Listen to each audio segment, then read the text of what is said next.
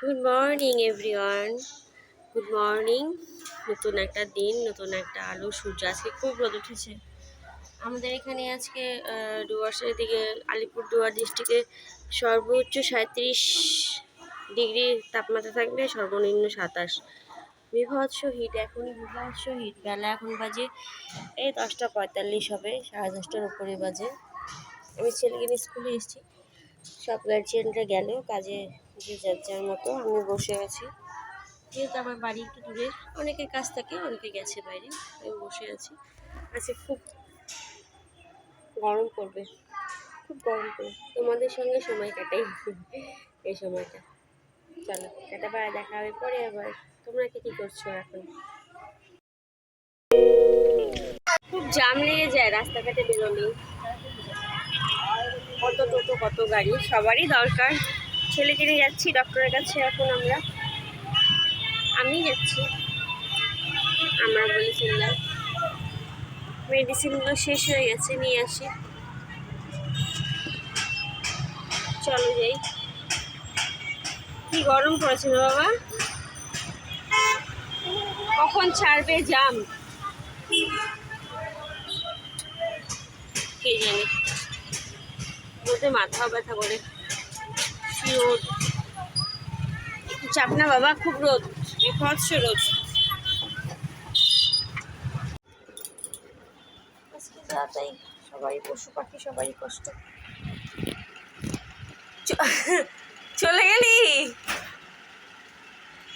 দানা এখনই খেয়ে ফেলবি ওষুধগুলো,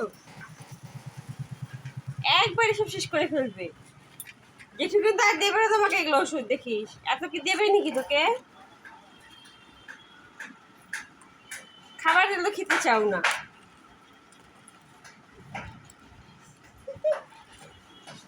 আবার কত ভঙ্গিমা অ্যাক্টিং দেখা, বাবা বাবা আমার মুখ ঘুরিয়ে খায়। আর খাস না, বকা দিবে কিন্তু দেখি। কলা মাখাটা তো ছেলেকে সকালে যখন স্কুলে নিয়ে যাই তখন ভিজিয়েছিলাম, সকাল 7টার সময় ভিজিয়েছিলাম। এখন খাচ্ছি রাত 11টা বাজে। শ্বশুর মশাই চলে এসছে, তো এখন খাচ্ছি।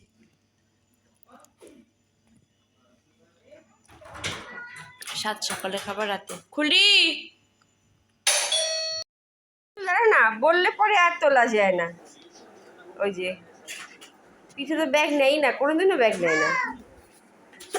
এখানে কালার খুলছো কেন সামান্য? মা দিয়ে দেখা, স্কুল চলে হাম, কোনোদিনও নেয় না। আজকে প্রথম পিঠে ব্যাগটা ঝুরকাইলো, খুলে দিল একটু।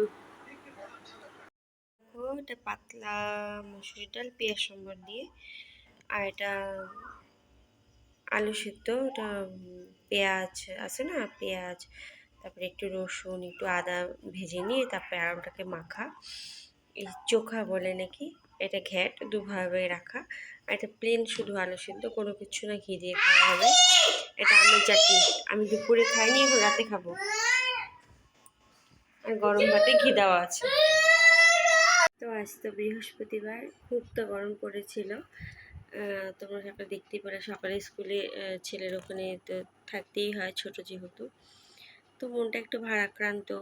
আমার খুব একজন কাছের আত্মীয় না, রক্তের না, কিন্তু রক্তের থেকেও বেশি, আত্মীয়ের থেকেও বেশি। আমরা কয়েক মাসের ছোট বড় একসঙ্গে মানে বড় হয়েছি।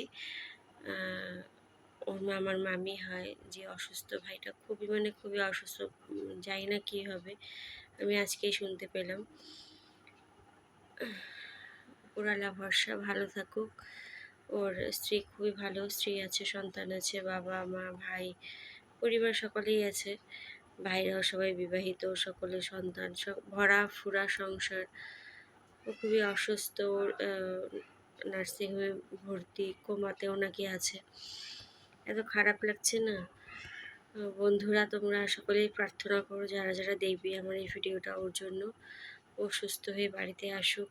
মানে আর্থিক অবস্থা একটা ব্যাপার আছে, বলা যাচ্ছে না কি হবে না হবে, যখন তখন একটা মানে ভালো মন্দ হয়ে যেতে পারে, এরকম খবর এলো।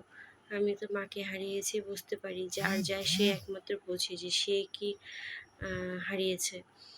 সেটাই আর কি। আর ছোটোবেলায় যেহেতু ভাই বলো বন্ধু বলো সবই মানে খুব ক্লোজ তো। হ্যাঁ বাবা, মামা মামা, হ্যাঁ। তো আমার ছেলে সত্যিই মামা হবে, ছেলে অবুঝ অবুঝ হয়ে বললো।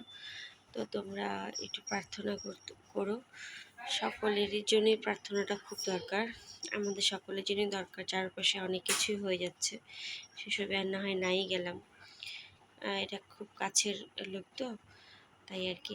বড়দের প্রণাম, ছোটদের অবশ্যই ভালোবাসা। যদি আমার ব্লগটা ভালো লেগে থাকে অবশ্যই লাইক শেয়ার কমেন্ট করো, আর একটু প্রার্থনা করো নিজেদের জন্য এবং সকলের জন্য, সকলের জন্য ভালো থাকি, সকলেই সুস্থ থাকি। সকলেরই কিছু কম বেশি কিছু না কিছু থাকেই জীবনে। সকলেই ভালো থাকি, সুস্থ থাকি, এই প্রার্থনায় শুভকামনা রইল ভগবানের কাছে, ঈশ্বরের কাছে। সকলেই খুব ভালো থাকে, দীর্ঘায়ু হই, সুস্থ হই, ভালো মতো থাকি, এটাই। এর থেকে বড় চাওয়া পাওয়া আর কি থাকতে পারে বলো।